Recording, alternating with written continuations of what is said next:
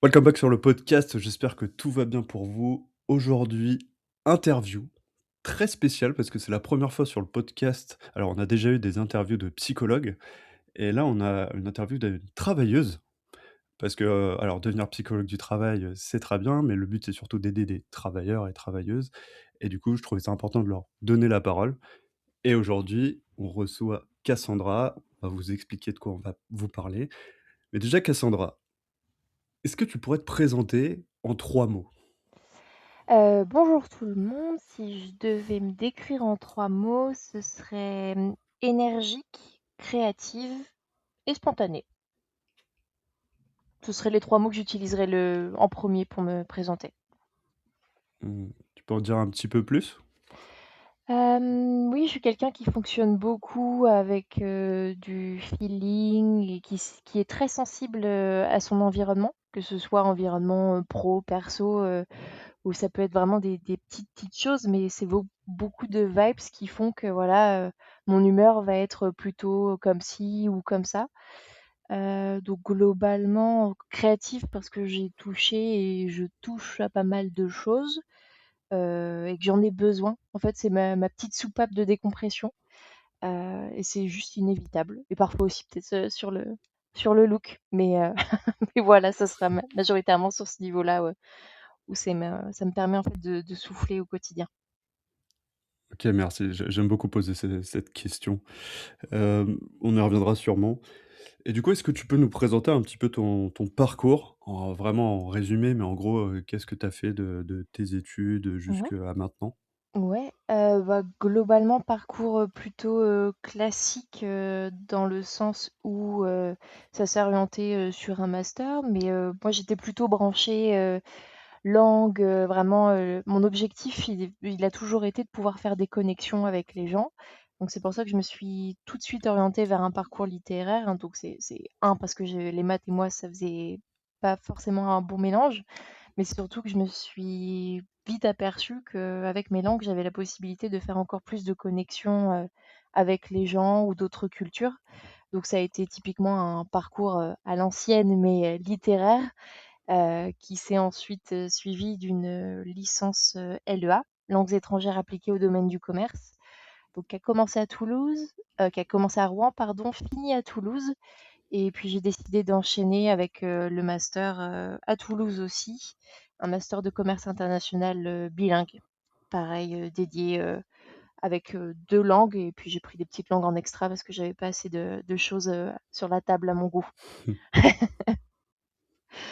Et puis, voilà, donc après ce master-là, j'ai eu l'opportunité, même pendant le master, d'aller vivre et travailler en Allemagne pendant un peu plus d'un an et j'ai fait différents stages qui ont permis de rendre le master un peu moins, très ouais, ça sort du cadre de l'amphithéâtre, des choses un peu classiques qu'on peut penser, qui sont liées à un master. Donc vraiment, c'était un master public, il y avait pas d'école, mais c'était un des plus réputés et franchement, je suis tombée dans un univers, avec des personnes encadrantes qui étaient super orientées sur, l'expérience, sur, vivre et cetera. Donc c'était pas que, académique 100. Il y avait vraiment, beaucoup, beaucoup d'opportunités, des missions tutorées pendant le master. Voilà, ça m'a vraiment, permis de faire plein, plein de choses, dont des stages à l'étranger et en France. Et puis après, j'ai vite, pris goût à ça et j'ai enchaîné une première expérience, en tant que responsable export et puis après je suis toujours restée dans le commerce, depuis lors, en utilisant, mes langues quasi à chaque fois et c'était vraiment une condition, sine qua non pour moi. Donc OK, responsable export, alors c'est pour que je comprenne bien, majoritairement c'est ça dans le commerce, responsable export, Mmh, c'est ça. heu et du coup ça fait longtemps que tu fais ça? Est-ce que tu as fait d'autres choses entre 2? Qu'est-ce qui s'est passé? Oui, donc ça a été ma 1re expérience. Ensuite, j'ai eu l'opportunité donc dans les milieux, on va dire professionnels, ça a toujours été l'industrie, majoritairement. Donc après cette première re expérience de responsable export, j'ai découvert le monde de l'industrie, des vannes industrielles, du gaz, ce genre de choses.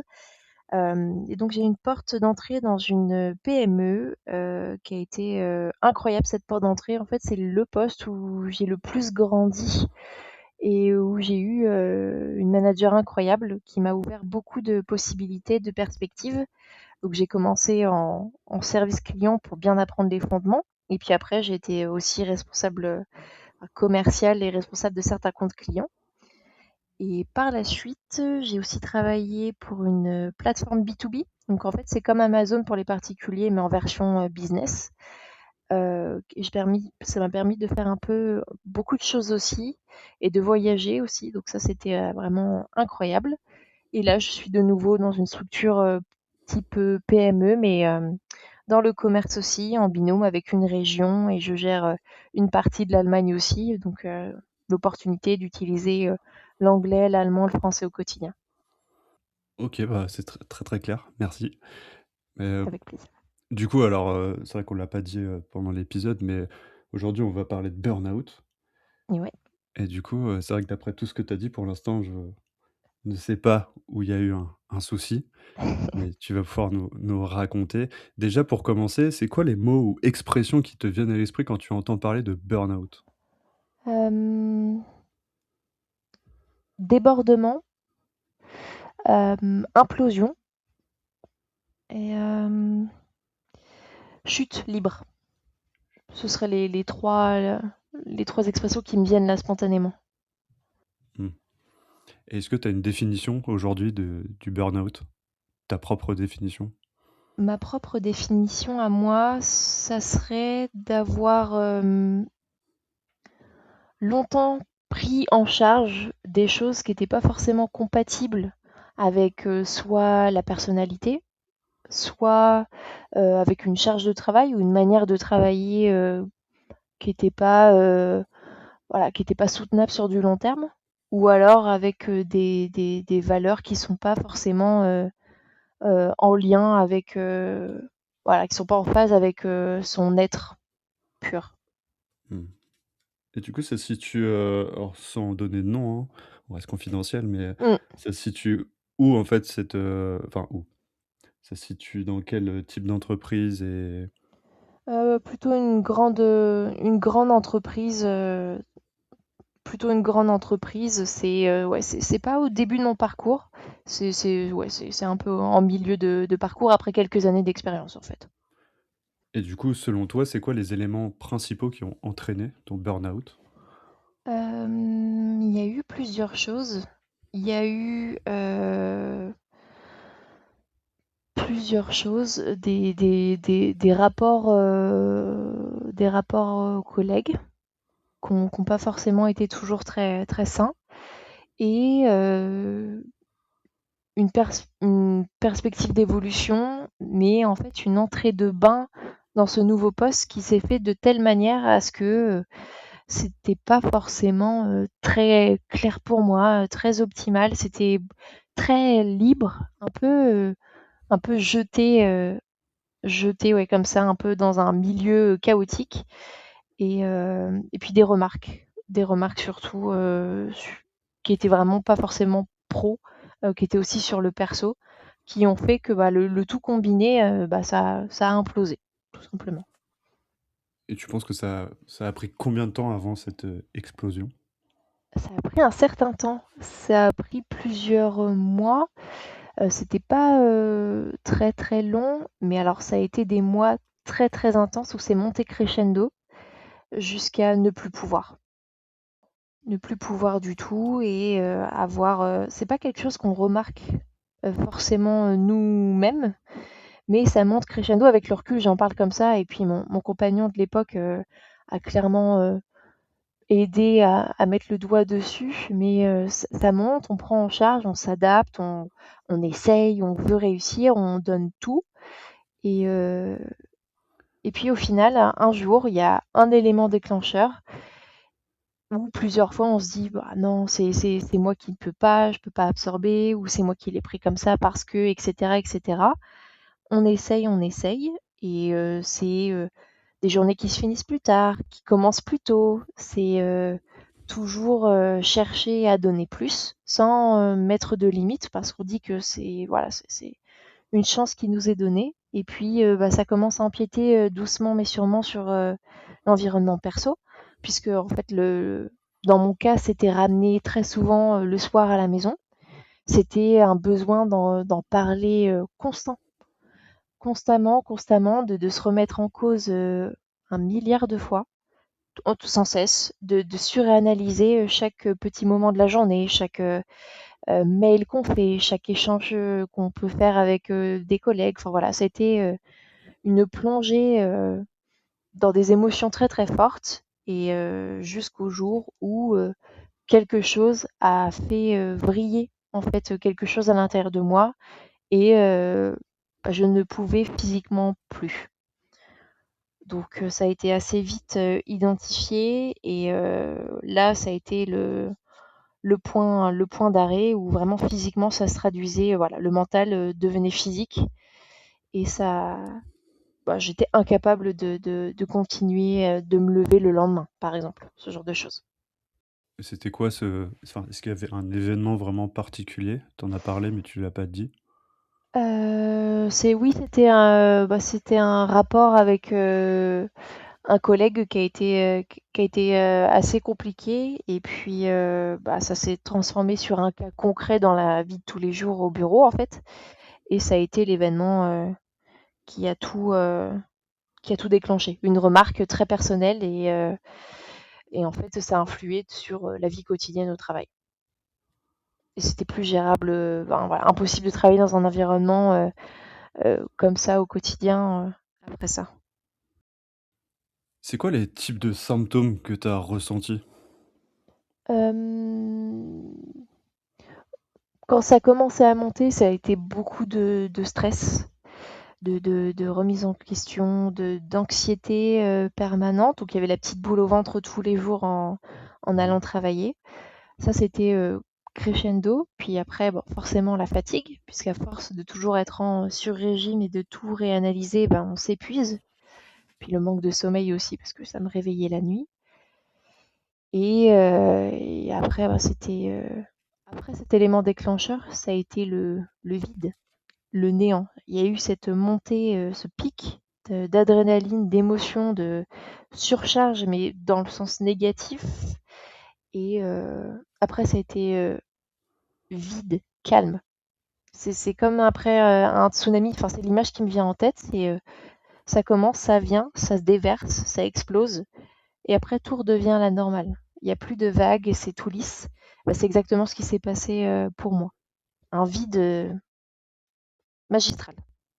Et quand tu dis: «C'est tout vide», il se passe plus rien dans ta tête, physiquement, Physiquement, impossible de faire le moindre effort. Dans ma tête aussi. C'était comme ouais, comme un cœur qui s'arrête de battre sur l'écran. C'était le vide.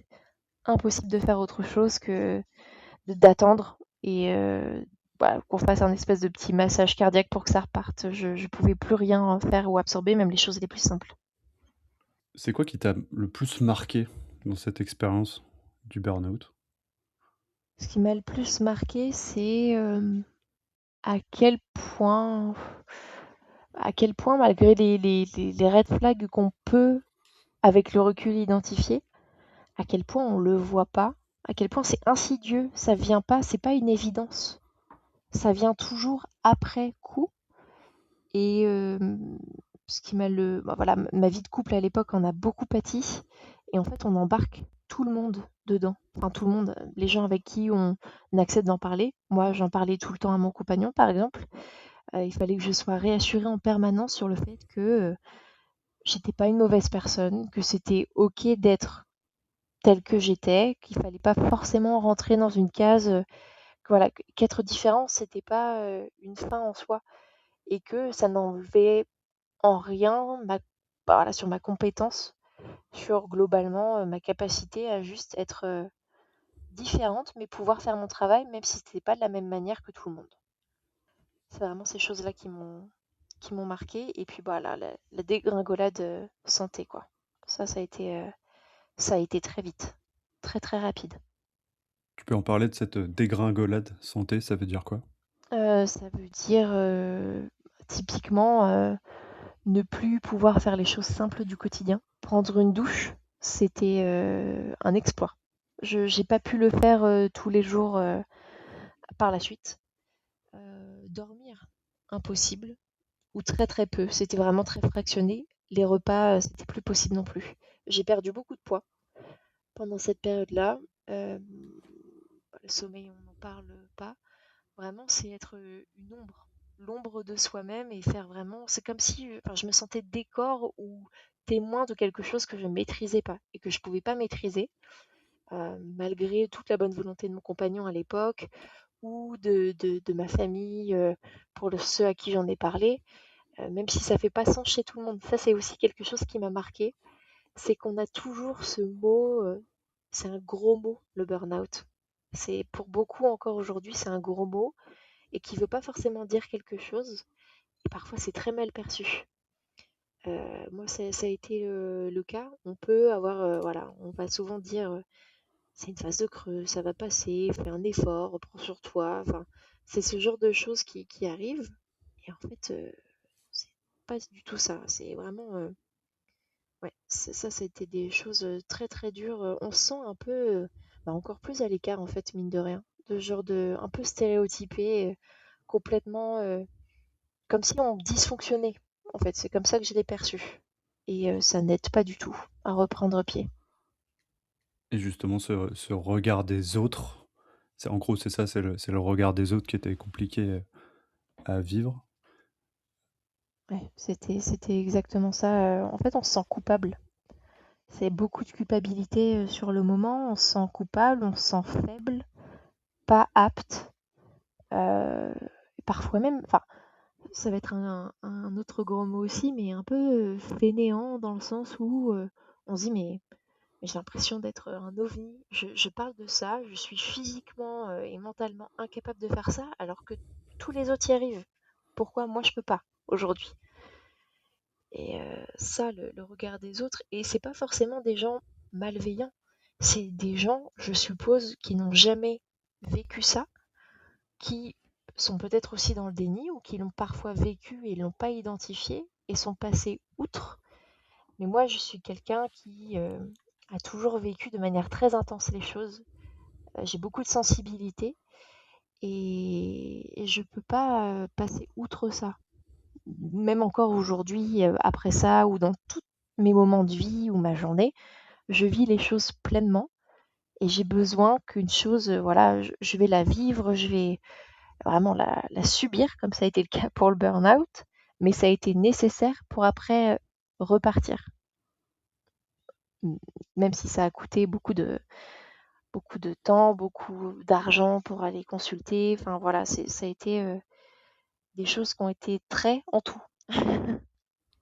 Je prends la balle au bond, tu as parlé, de coûts. À ton avis, combien ton burn-out t'a coûté?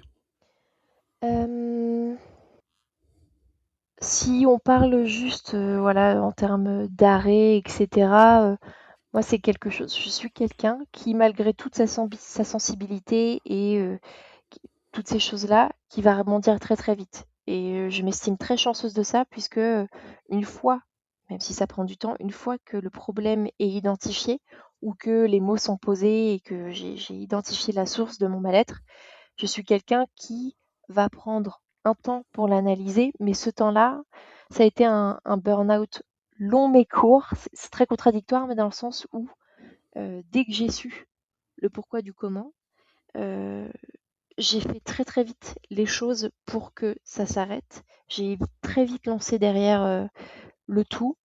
Donc, en termes de coûts, je dirais, puisque j'ai consulté après derrière, etc. Donc, ouais, c'est difficile pour moi cette question de quantifier en termes de coûts, mais on va être sur, ouais, si on doit tout arrondir, vraiment tout, et vu que c'était assez rapide, je mettrais ouais, 1 000 € en termes de coûts sur le moment comme ça.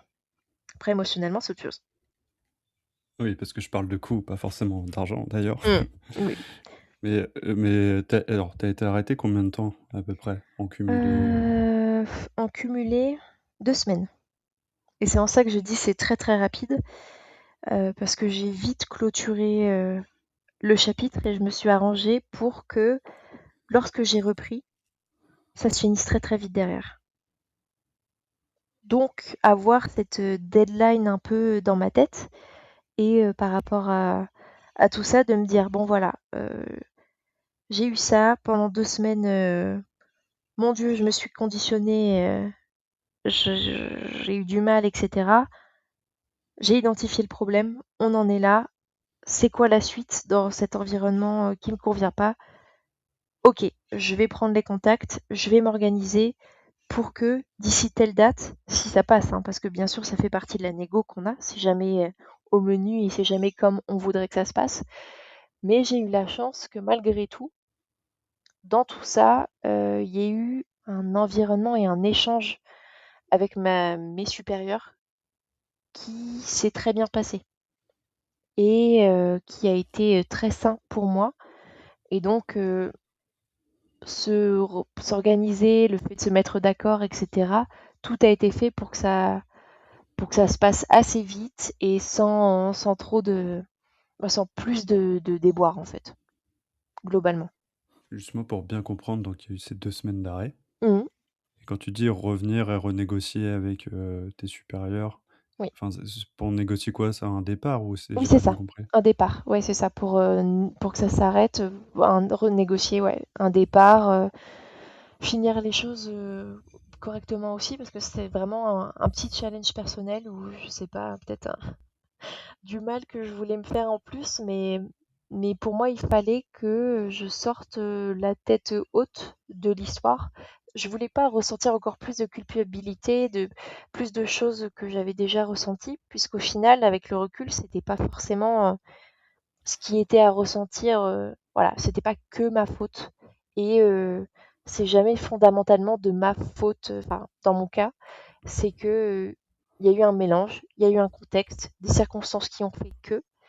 Mais voilà, j'ai négocié mon départ pour dire voilà, ouvertement, je ne me sens pas bien, je vais pas pouvoir continuer, je le sais, comment on fait? Mmh. Du coup, il y a eu ces je reviens dessus, mais il y a eu ces 2 semaines d'arrêt et tu es parti après combien de temps? Enfin, tu as Euh, retravaillé combien de temps? j'ai retravaillé un mois. D'accord, c'est parce qu'il y avait un peu cette solution à la fin de parce que je dis ça parce que c'est il y a des gens qui arrivent pas du tout à revenir travailler, Oui, pendant vraiment, plusieurs mois. oui, C'est vrai que là, toi, tu as une espèce de solution à la fin quand même en mode: «OK, à la fin, ça s'arrête». ouais, C'est une solution, une stratégie. Qu'est-ce qui s'est passé après que tu sois parti? Parce qu'en fait, tu me parles de ta santé qui se dégradait, ouais, mais ça, c'était pas que pendant ces 2 semaines. non, Ça a duré, ça a duré j'imagine bien beaucoup plus après. longtemps. Oui, Mmh. bien, bien après. En fait, pour moi, avoir cette deadline, c'était salutaire. C'était ma porte de sortie et c'est ce qui a fait que j'ai commencé les étapes pour aller mieux. S'il n'y avait pas eu cette possibilité de discuter, de négocier mon départ, je pense que j'aurais pas pu reprendre mon poste, clairement. Ça aurait été impossible pour moi. C'est vrai que tu as fait 2 semaines d'arrêt de travail, mais en Ouais, vrai, tu as été arrêté beaucoup plus longtemps. oui. Arrêté tout court du Oui, oui, travail. j'ai arrêté, oui, oui, oui, bien sûr. Après, j'ai pas repris de poste tout de suite. Enfin voilà, j'ai pris le temps. Dans tous les cas, j'aurais été incapable de faire quoi que ce soit. Donc, c'était juste vital. Tu as réussi quand même à tenir un mois. Tu as quand même réussi à venir au travail, à tenir. Alors, je n'y suis pas venue physiquement, mais oui, à faire le nécessaire, à rendre comme un peu une transmission lorsqu'on change de poste. J'ai fait les choses comme ça. Je me suis conditionnée, hein, par contre, hein, parce que voilà, tous les matins, la journée, etc., c'était pas évident. Mais je me suis conditionnée pour me dire, voilà, tu laisses pas tout en plan, tu le fais, mais alors ça coûte. Ça coûte du gasoil, hein. C'est en interne, voilà, il fallait que je prenne sur moi. Et c'est pour ça que je dis j'ai eu de la chance de pouvoir le faire assez rapidement et que j'ai cette capacité à rebondir. Parce que je prends peut-être moins de temps et parce que oui, je sais pas, j'ai un contexte aussi personnel qui fait que j'ai l'habitude, entre guillemets, j'ai eu l'habitude et il fallait que ça se passe de la même manière. Alors je vais partir avec une autre question. Enfin non, d'abord, du coup, tu as mis combien de temps à retravailler? Un bon, un bon 5-6 mois. Un bon 5-6 mois avant de remettre le pied à l'étrier et de me dire, bon, on fait quoi maintenant? Et justement, je prends mes questions à l'envers, mais, combien de temps tu as mis à te sentir mieux? Parce que là, ça fait tu as dit à peu près 5-6 mois pour recommencer Mm. à travailler, mais combien de temps toi, tu as mis à te sentir mieux? Est-ce qu'il y a eu un mieux? À partir de quel moment? Euh, Bah, cette clôture a été libératrice Mmh. déjà. Il y a tout un poids qui s'est enlevé. dans le sens où je n'avais plus d'obligation auprès de personne hormis moi-même.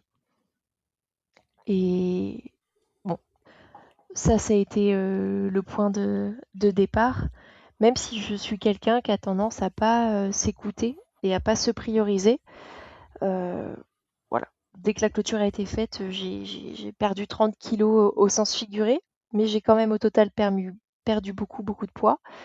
Euh, je me suis ouais, forcée à consulter, à me renseigner sur le sujet, à faire des contrôles parce que j'en étais à un point où même les idées noires, elles se sont présentées à un moment donné, quoi. Donc c'était vraiment le fond du fond du fond. Et puis une fois cette clôture, on va dire qu'au bout de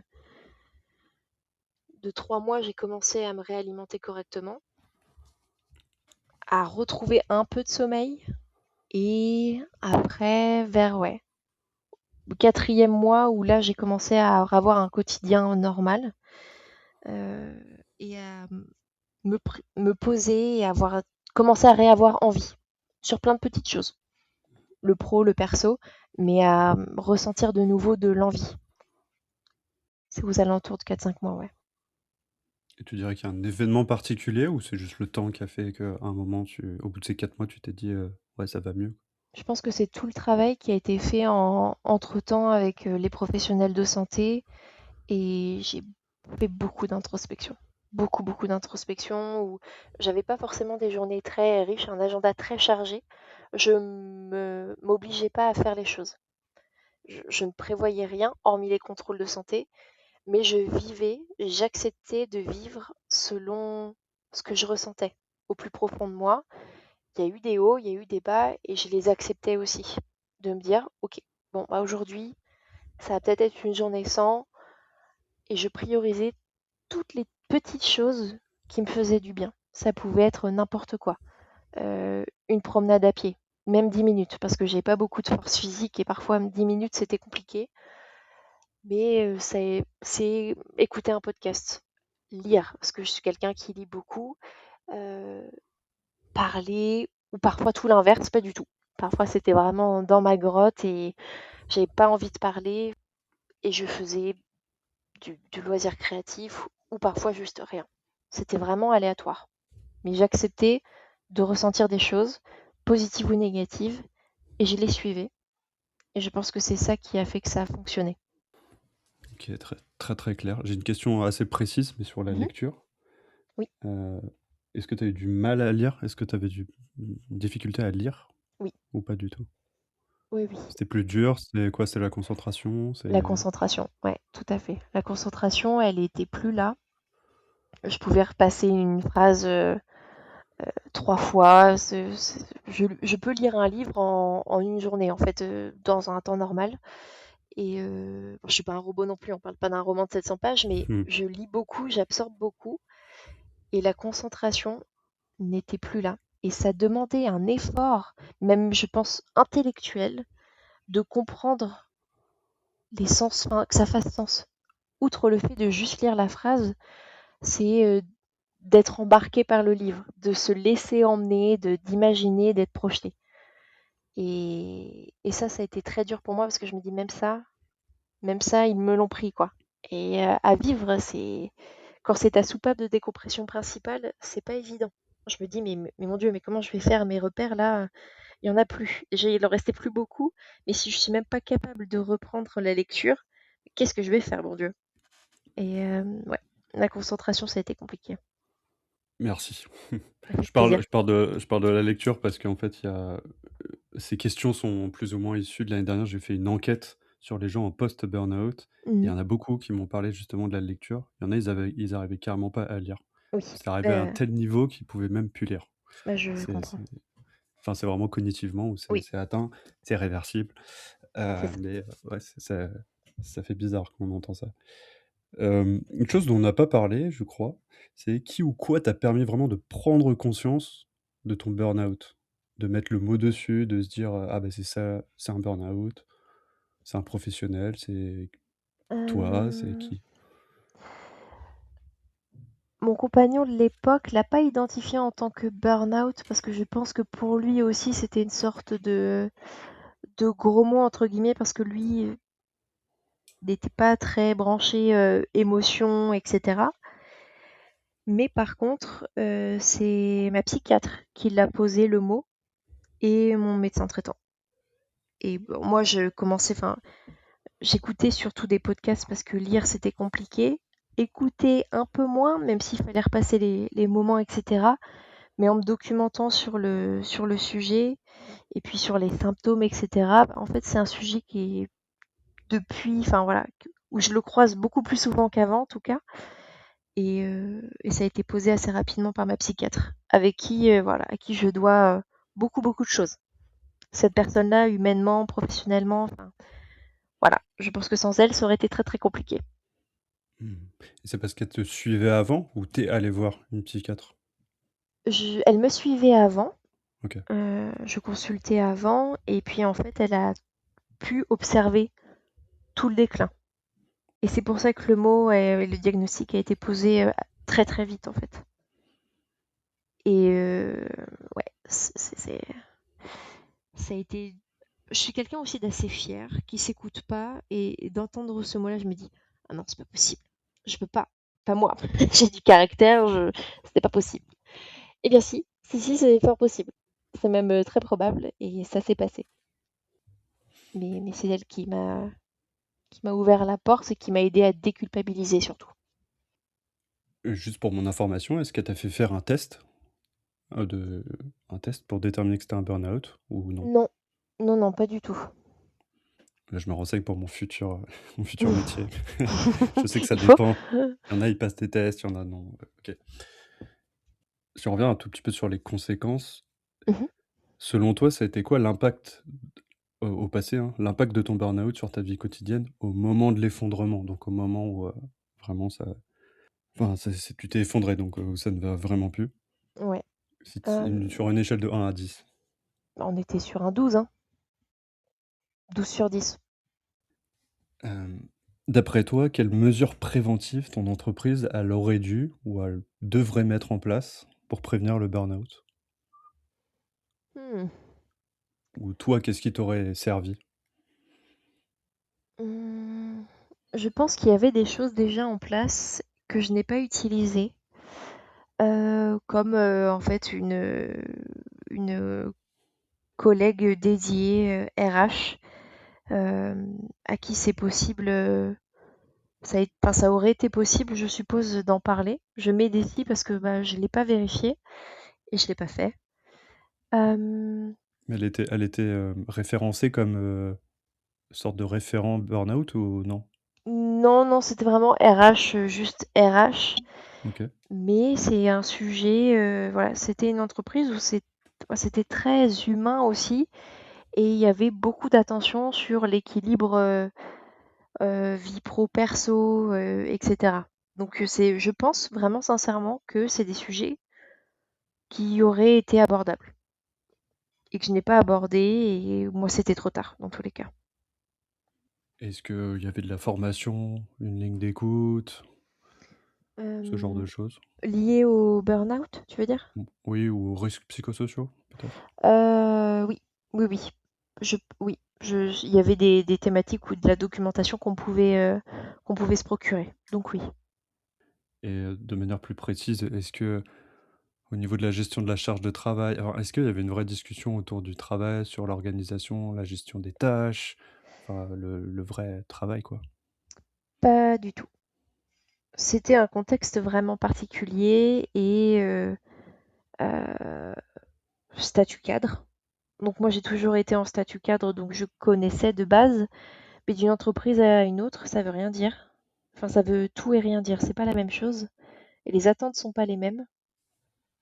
Et surtout en termes de charge de travail, quand tu as un statut cadre, tu vas avoir tendance à faire plus, forcément, parce que ça a ses avantages, mais aussi bah, les attentes qui vont avec. Est-ce que de manière générale, tu as des suggestions pour améliorer l'environnement de travail et réduire le risque de burn-out? Pas forcément lié à cette entreprise-là, mais de manière générale, qu'est-ce qui toi t'aurait vraiment aidé? Euh, Ce qui m'aurait vraiment aidé, c'est d'avoir, en fait, c'est vraiment le jugement des autres par rapport à ma personnalité, moi, qui a créé le blocage. Vraiment, les écoutilles, elles se sont fermées. Mais ce qui m'aurait aidé, c'est de pouvoir, avoir une référente peut-être, directement sur place, un peu plus accessible, puisque là, c'était pas le cas. Et après, je pense qu'il y a ouais, des choses que je n'ai pas faites que j'aurais pu faire, de la documentation, d'essayer au moins de contacter, etc. Parce que c'était un sujet qui était courant, en fait. Enfin, dont on pouvait parler dans l'entreprise. Donc, je pense qu'il y a beaucoup de choses qui me reviennent à moi sur cette partie-là. Mais oui, de prononcer, ne serait-ce que d'entendre le mot, de le prononcer, de s'écouter, dire que, voilà, le but c'est pas ça, c'est on en veut ouais, on a tendance à beaucoup entendre, on est une équipe, on est ensemble, on peut tous parler, et cetera. Mais sur ce sujet-là, ça matche pas tout le temps.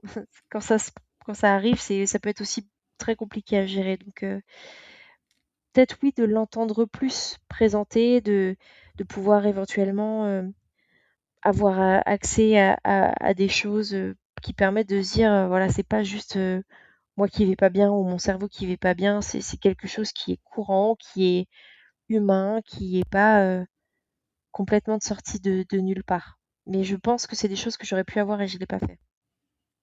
Mmh. En tout cas, c'était d'avoir plus le mot burn-out soit plus présent, plus. Oui, oui, et je pense peut-être plus de le démocratiser aussi, même dans des très beaux postes à statut cadre. Et une petite question sur tu as parlé de référente Mm. burn-out. Honnêtement, est-ce que tu y serais allé? Est-ce que tu ou parce que je crois que tu as un tout petit peu parlé, mais il y a ce côté déni qui revient souvent dans le burn-out de Oui. manière générale. On dit: «Non, non, non, non, non, non», et en fait, je me demande si avoir une référente burn-out, j'imagine que ça aiderait. En même temps, les gens, est-ce qu'ils y iraient vraiment? Je sais pas, en fait, je peux pas répondre à cette question. Mais toi, est-ce que tu y serais allé? Si elle avait été sur place, je pense que oui. Comme je suis quelqu'un qui communique beaucoup et qui est très sensible et des émotions, etc. Franchement, si j'avais eu un peu comme ma psychiatre, un petit endroit, parole ouverte, safe place, je pense que j'aurais saisi l'occasion, ouais. Parce qu'en OK. fait, l'objectif, c'était pas forcément de partir. Je suis quelqu'un qui aime bien vraiment creuser toutes les options, voir ce qui est possible de faire, et après vraiment couper si c'est plus possible. Est-ce que ta vision du travail, elle a changé après cette expérience? Complètement. Elle a complètement changé et ça a conditionné un petit peu les étapes d'après. En fait, je me suis fait la promesse de ne plus jamais rentrer dans une sorte de rôle ou de personne que je ne suis pas. Et je me suis promise de toujours en fait être moi-même, libre, c'est-à-dire spontanée, émotive, qui ressent des choses, qui a besoin de contact, qui va être beaucoup dans l'échange, qui va communiquer beaucoup, beaucoup, et de me dire: «Bah, en fait, tu comme ça et ça n'enlève en rien à ta compétence. Donc juste, sois toi-même, communique et ça passe ou ça casse quoi, fonce».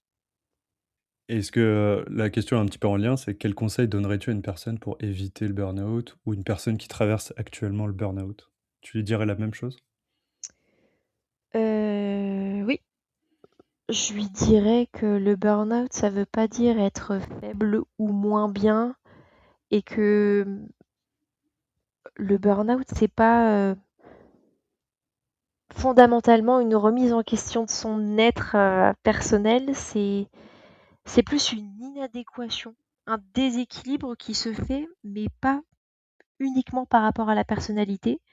C'est juste que on peut pas mettre une étoile dans un carré et que c'est aussi des choses de la vie qui sont OK, comme nos rapports avec les autres, avec les humains. Fondamentalement, on s'entend pas avec tout le monde. Il y a des affinités qui se créent, etc. Et si c'est pas un moment donné de sa vie et une entreprise, ça peut très bien marcher autre part et que oui, ça va être, heu, ça va être chaud patate et pendant un certain temps. Pour moi, je l'ai pas su tout de suite, mais il faut se décharger de cette culpabilité-là et parfois c'est juste pour se retrouver mieux après. C'est ce que je souhaite à toute personne qui traverse le burn-out, c'est de se dire: «Voilà, c'est pas moi qui ai, foncièrement un problème. J'ai des axes d'amélio, j'ai des points forts, j'ai des points faibles, il y a des compromis qui sont possibles. Et pour en arriver à ce point-là, c'est que c'était vraiment pas fait pour bien se passer. Sur plein d'aspects possibles, évidemment, mais que c'était vraiment pas fait pour que ce soit ce moment, ce jour, cette entreprise, ses collègues, peu importe. Mais c'était pas fait pour se faire. Waouh, Et, merci. Ouais, pardon, tu pas fini, vas-y. et que c'est, ça va être un peu hardcore. Je crois que, enfin, moi personnellement, et Dieu sait que j'ai vécu des choses parfois pas très fun, euh, ça va être le pire moment de ta vie, de sa vie, quitte à vraiment ne plus être reconnu et même le regard des autres devient supra lourd. Mais en même temps, quand on y arrive, et peu importe le délai, quand on y arrive, quand on commence à voir le jour, en fait, les petites choses du quotidien qu'on peut refaire, prendre une douche, se préparer un repas, avoir envie de quelque chose, euh, au final, après, moi, dans mon cas, ça a été bah, never again, en fait. C'est plus jamais ça, vous allez pas me revoir une deuxième fois, quoi. C'est mort. Et juste vivre. Parce que pour moi, vivre le travail, ça a une place importante dans ma vie. J'aime travailler, il faut que je travaille. C'est un besoin chez moi, mais dans le sens où il me faut un travail où je suis nourrie et où je suis stimulée, etc. Donc je suis quelqu'un qui aime beaucoup le challenge et le train-train quotidien, c'est pas trop ma tasse de thé. Mais une fois qu'on a vécu ça, ça m'a permis de me connaître bien mieux et de découvrir la personne que j'étais dans le fond du fond, quoi. J'aime beaucoup, j'espère que les personnes qui tomberont sur, ton témoignage, se diront ou qui sont dedans ou qui pensent l'être, peut-être que ça le j'espère que ça les aidera. Ah, mais j'espère de tout cœur aussi, puisque c'est salutaire. Cassandra, est-ce que tu souhaites ajouter quelque chose que nous n'avons pas abordé et que tu aimerais partager? Parce qu'on a parlé de plein, plein de choses et en même temps, il y a peut-être Oui. des choses que toi, tu as envie de dire. Euh, Faut vraiment arrêter de penser que le burn-out, c'est un gros mot. Faut vraiment l'intégrer au quotidien et ça ne dénigre en rien les personnes qu'on est. Ça peut arriver à tout moment de la vie, à n'importe quel âge. Euh, Ça demande beaucoup de ressources émotives, enfin, émotionnellement parlant, ça va être un peu chaud patate. Mais fondamentalement, parfois c'est nécessaire. C'est que voilà, moi je crois beaucoup au destin et je pense que ça en fait partie. Il faut vraiment être entouré, etc. Et surtout, voilà, s'il y a des portes ouvertes, comme on discutait tout à l'heure, des référents, des choses, ou des gens comme toi, Jérôme, parce que moi j'essaye de suivre autant que possible ton activité et je pense que des personnes comme toi, avec le travail que tu fais, qui est un travail de fond assez, assez fou, parce que tu touches à plein de choses, tu traites plein de choses sur différents supports, etc. Et je trouve que le fait que ça se démocratise, qu'on en parle, voilà, que moi je puisse échanger dessus, en toute confidentialité bien sûr, mais si à l'époque j'avais eu ça, sincèrement, bah, déjà ça m'aurait... Bah, après moi ça a été assez rapide dans ma réactivité, mais je pense que ça m'aurait aidé dès le début, quoi, day one. Et je suis ravie, donc bravo pour ton travail, je suis ravie que c'est des choses qui sortent enfin un peu de l'ombre et bah voilà, ça fait partie des choses de la vie, on les vit, les bonnes comme les mauvaises choses. Moi, ça a été beaucoup de négatif qui est ressorti très très positif parce que j'ai appris à me découvrir et aussi à mettre mes limites et à les connaître. Et ça, je pense que sans ça, je l'aurais pas forcément fait ou peut-être pas plus tard. en tout cas. Donc c'est vraiment des choses, qui sont très, très positives, pour moi. Ouais. Bah, merci beaucoup. Effectivement, hein, évidemment, je fais une reconversion de 5 ans, pas pour rien, parce que je trouve ça hyper fascinant. Mmh, Alors c'est hyper destructeur des fois le travail, mais des fois c'est aussi très créateur. On oui. en perd en santé et c'est ça, ouais, qu'on essaie d'explorer. Pour terminer, est-ce que tu aurais une question à poser aux futurs invités de ce podcast? Alors c'est particulier parce qu'il peut y avoir des psys du travail ou des travailleurs, majoritairement des psys du travail, mais est-ce que tu as une question que tu aurais préparée ou pas? Donc ça peut être professionnel de santé ou pas, c'est ça? Ça C'est peut ça, être, ça va être psy du travail ou non psy du travail. mmh? Hem, c'est une bonne question ça. C'est une très, très bonne question. Hem, mmh, Si tu en as pas, ce n'est pas grave. mais en fait, je pense que j'en aurais après coup, mais là, sur le moment, non. En fait, j'en ai beaucoup sur le fond, mais j'ai peut-être une question qui me vient, mais ça peut être très, très puéril, mais à quand un t-shirt dédié, quoi? Tu vois? C'est très, très con ce que je viens de dire, ça peut paraître très, très, très, très idiot, mais à quand, un petit mouvement, un petit objet en commun, qui permet de se dire, voilà, je le porte avec fierté. Ah! Ah c'est ça me fait penser à un autre podcast, le psy du travail, qui propose à la fin, non pas une question, mais une idée saugrenue. Ouais, Bah, c'est un peu ce que tu proposes, une idée ouais. un peu «saugrenue» entre guillemets. Donc ça serait un t-shirt ou quelque Ce chose, un serait ou un écusson, objet, voilà, un petit peu un ah. comme un hymne commun, quoi. Enfin, en mode, voilà, c'est comme un peu les maillots de foot où on voit, tu vois, pour qui tu fan ou même le drapeau La Gay Pride ou tous ces symboles qui parlent à beaucoup de gens. Et bah, à quand on a un symbole sympa du burn-out qui se dit: «Bah, en fait, j'en suis sortie, j'étais là, je suis là maintenant aujourd'hui, quoi». Mmh, j'aime beaucoup.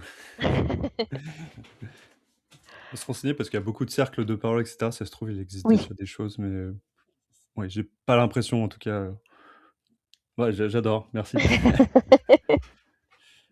Bah, écoute, on est arrivé au bout de toutes les questions. Merci beaucoup de ton intervention, de ton témoignage. Je pense que ça peut vraiment aider des gens, parce que tant qu'on l'a pas vécu ou qu'on n'est pas Mmh. dedans, qu'on n'est pas futur je sais pas, futur psy du travail, qu'on n'a pas vu quelqu'un tomber dedans, des fois, on peut se dire: «Merde, je vais pas bien» ou Ouais, et tu te dis: «Je sais pas pourquoi» et tu tournes sur toi-même et tu vas pas voir quelqu'un et puis, bah, à la fin, bah, tu t'effondres. je suis d'accord. Donc je pense vraiment que c'est d'utilité publique, tu vois, cette Mmh. discussion qu'on a.